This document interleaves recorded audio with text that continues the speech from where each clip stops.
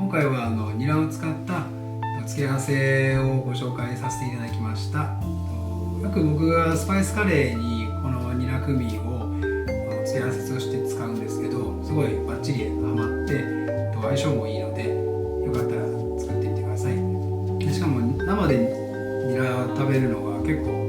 これでハマってすごい美味しく食べれますので、皆さんぜひチャレンジしてみてください。この動画が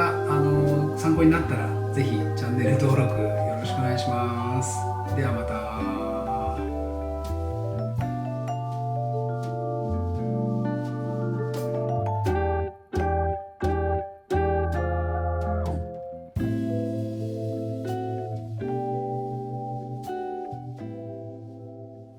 どうも、ジャンクフード TV を最後まで見ていただきありがとうございます。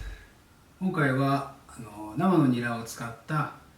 付け合わせ、僕がよくスパイスカレーに使う付け合わせ、失敗した。